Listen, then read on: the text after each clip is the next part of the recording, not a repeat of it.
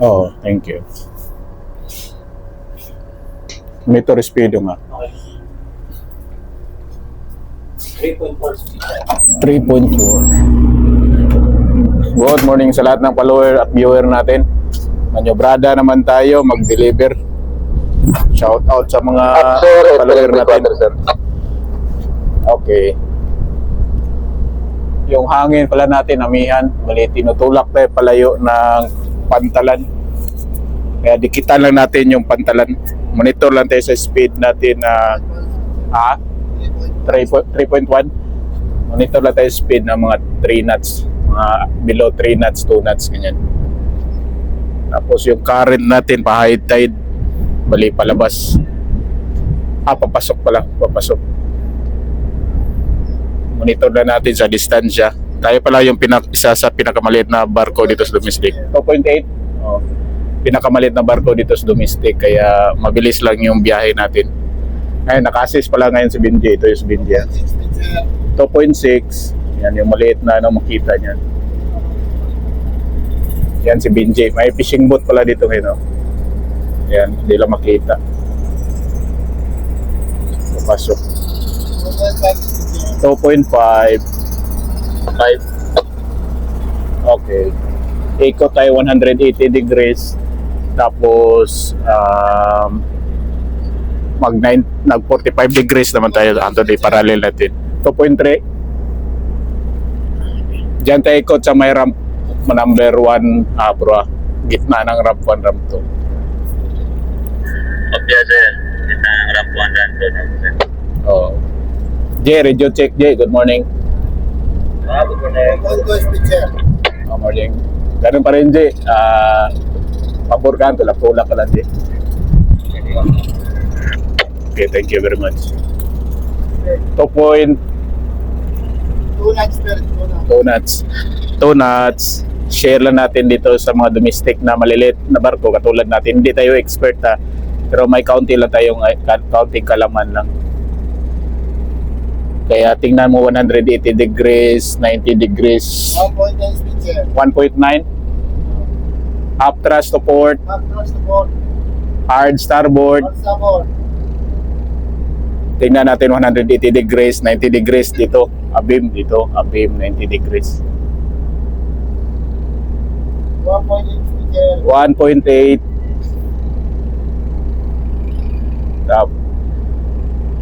Pabor kasi tayo sa hangin. Ganito yung hangin ba? Windage ng barko. Pabor na por. Oo. Pabor tayo sa windage, kaya yung container pabor yan, lalo na maraming empty tapos lutang. Kada tayong layag, madali mapadpad sa hangin. 1.6. Monitor natin yung distansya. Distansya pro monitor. Inline, ramp 1, sir. Okay. Dead slow astern. Atras tayo ngayon. Oo. Tingnan mo lang dito yung quick water, yung bula.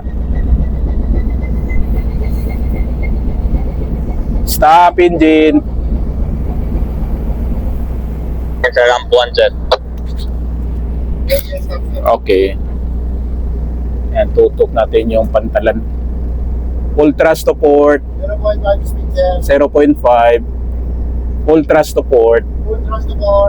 Magulong din para tayo ng angkla ngayon para hindi tayo mahirapan. Okay. Just in case masira yung bow thruster or importante may angkla ka. 0.4. Hard port. Inline, bullard 10, sir. Okay, bullard 10. 80, distansya. 80.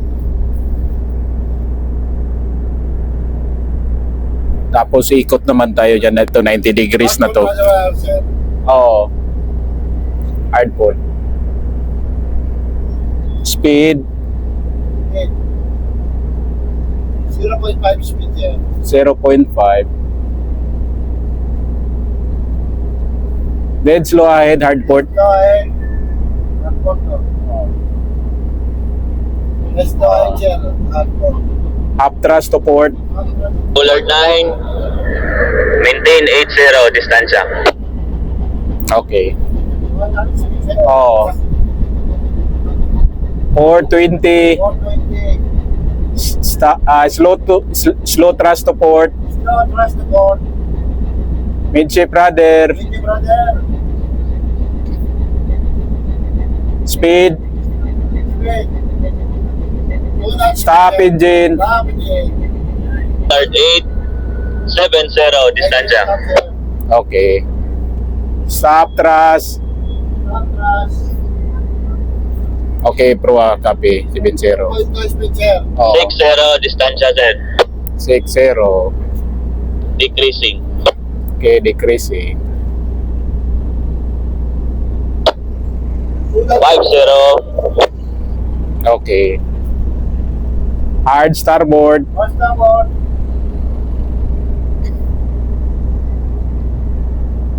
Bullard 6. 40 distansya. 40, Bullard 6. 1.9 speed, sir. Oo.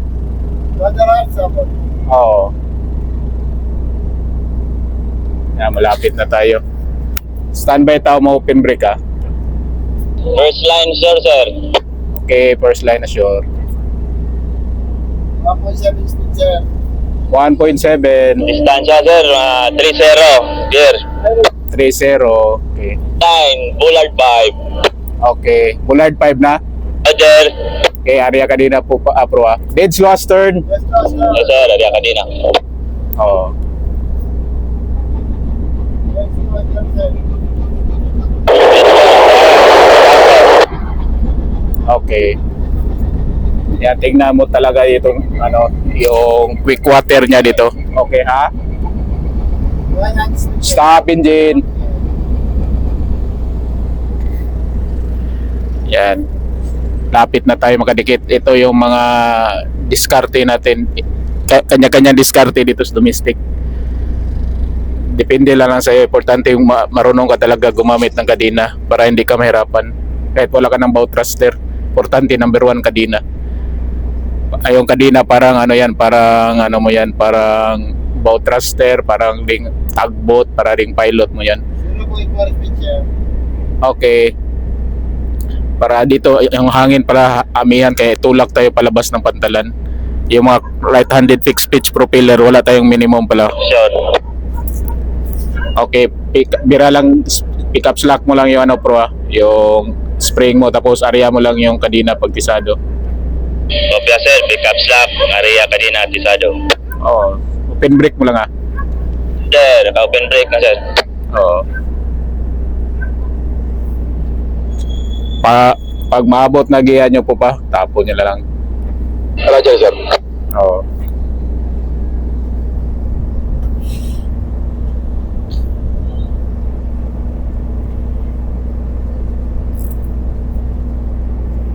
Jay, para na tulak, Jay. Distansya ka na lang, Jay. Teka, para ako naman. Okay, thank you. Ibigay na, sir po pa. Okay po pa, thank you. Belado. Jay, may low bid na kami, Jay. Maraming salamat sa iyong pag-assist. Sending spring line, sir, up. Oo, copy. Thank you. Hard starboard. Hard starboard natin rudder para hindi tumama yung pupa natin dito. Yan ha, sa pantalan. Lapit na yan. Yan. Okay. Sir, 510,000, no? Oo, Bullard 510.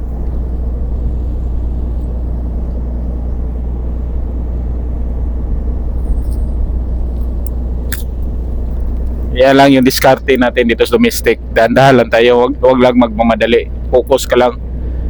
Monitor yung speed. Number 1 yung binabantayan yung barko, dito pareho ng jeep or sasakyan na may brake. Wala tayong brake pala. Kaya dahan-dahan lang tayo. Inulit ko, dahan-dahan. Focus ka lang talaga sa pagmanyobrada. Huwag ka lang magmamadali. Tapos maraming binabantayan mo yung hangin, water current. Okay, up. Thank you. I-parallel nyo lang yung barko, alalayan nyo lang. Lapit na tayo makadikit. Meron tayong headline, spring line. Headline na lang, tapos stern line. Yun lang. Tapos share nyo lang, follow sa mga Facebook natin. Share na natin yung kaunting kalaman natin sa domestic. Kasi sa simulator, may bayad na yan dito. Actual lang to. Yung base lang sa experience ba. Sa pagmanyobrada dito sa domestic. Sterilizer up. Okay. Sige, birapol yung spring mo, pro ah. Wala mo ng birapo pa. Pasukin natin daga, pro ah. Roger, sir. Oo.